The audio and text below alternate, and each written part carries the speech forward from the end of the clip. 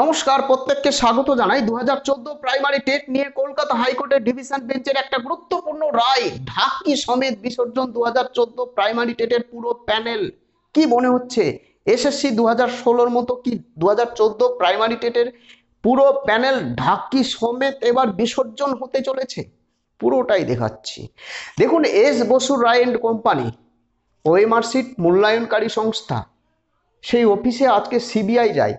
কলকাতা হাইকোর্টের নির্দেশে, সিঙ্গেল বেঞ্চের নির্দেশে, রাজাশেখর মান্থা তার নির্দেশে সিবিআই যায় আজকে সেই এস বসু রায় এন্ড কোম্পানির অফিসে। দুটি দরজা ভেঙে, অর্থাৎ তালা ভেঙে, সেখানে অনেক হার্ড ডিস্ক, ল্যাপটপ, কম্পিউটার এবং যে মেশিন দিয়ে ওএমআর সিট মূল্যায়ন করা হয়, চেক করা হয়, এই মেশিনগুলো উদ্ধার করেছে। অনেক তথ্য পেয়েছে সেখানে। যদি 2014 প্রাইমারি টেটের আসল ওএমআর সিটের স্ক্যান কপি যদি পেয়ে যায়, তাহলে কিন্তু 2014 প্রাইমারি টেটের পুরো প্যানেল ঢাকি সমেত বিসর্জন। গুরুত্বপূর্ণ রায় দিয়েছে আজকে কলকাতা হাইকোর্টের ডিভিশন বেঞ্চ। কি রায়? প্রত্যেকেই জানেন যে Shantanu SIT, Bablu Pal and others, অর্থাৎ ওএমআর ডেস্ট্রয় মামলাটি গড়িয়ে গড়িয়ে যায় ডিভিশন বেঞ্চে, এবং এই ডিভিশন বেঞ্চে মামলা করেছে ইন সার্ভিস টিচাররা, অর্থাৎ 2014 প্রাইমারি টেটের ইন সার্ভিস টিচাররা যারা চাকরি পেয়ে গেছে। তাদের দাবি ছিল যে মামলাকারীরা তাদের রিট ফাইলে যে দাবি জানায়নি সেই বিষয়গুলো কেন শুনছে, অর্থাৎ সেই বিষয়ে কেন অর্ডার দিচ্ছে সিঙ্গেল বেঞ্চের বিচারক রাজাশেখর মান্থা।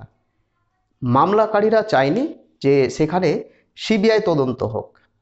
মামলাকারীরা চেয়েছে তাদের আসল ওএমআর সিট তাদেরকে দেখানো হোক বা তাদের কাছে প্রদান করা হোক, আর না হলে তাদেরকে চাকরি দেওয়া হোক।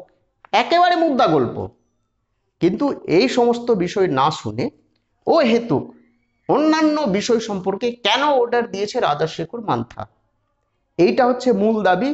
এবং এই যে সিবিআই তদন্ত চলছে এবং ওএমআর মামলা বিষয়ে মামলা চলছে, সমস্ত বিষয়ে যাতে স্থগিতাদেশ দেওয়া হোক, এই দুটো দাবি ছিল মেন ইন সার্ভিস টিচারদের। আরো অনেক দাবি ছিল, কিন্তু এই দুটো দাবি ছিল মেন। ইন সার্ভিস টিচারদের মামলা পুরোপুরি খারিজ করে দিয়েছে ডিভিশন বেঞ্চ, এবং ডিভিশন বেঞ্চ পুরো বিষয়টাকে আবার সিঙ্গেল বেঞ্চে হস্তান্তর করেছে। অর্থাৎ রাজাশেখর মান্থা যে রায় দেবে সেটাই হবে ফাইনাল রায়। এই মুহূর্তে যেটা আমরা খবর পেলাম যে ইন সার্ভিস টিচাররা যাচ্ছে সুপ্রিম কোর্টে। দেখুন, আমি প্রত্যেকটাই ইন সার্ভিস টিচারদের উদ্দেশ্যে আমি বলছি, আপনারা যদি সুপ্রিম কোর্টে যান তাহলে এসএসসি 2016 মতো আপনাদেরও ভুগতে হবে। অর্থাৎ ঢাকি সমেত, দেখুন এসএসসি 2016 যদি পুকুর হয় তাহলে প্রাইমারি টেট 2014 মহাসাগর।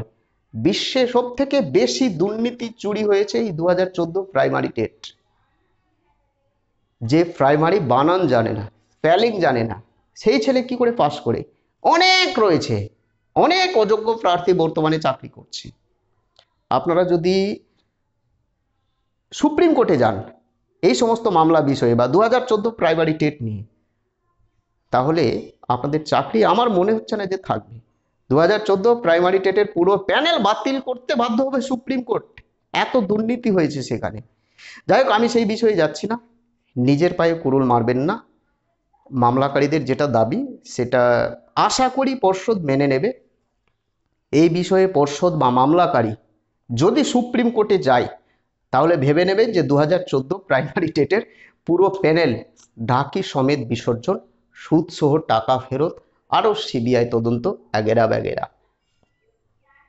2017 প্রাইমারি টেট ওএমআর ডেস্ট্রয় মামলা জানেন? 2017 প্রাইমারি টেটের যত ওএমআর, সমস্ত ওএমআর সিট ইচ্ছাকৃতভাবে মানিকবাবু নাকি ডেস্ট্রয় করেছে, কারো অনুমতি ছাড়া। কারো অনুমতি ছাড়া মানিকবাবু একাই নাকি ডেস্ট্রয় করেছে, এমনটা কিন্তু অ্যাফিডেভিট আদালতে জমা করেছে পর্ষদ, অর্থাৎ রাজ্য সরকার।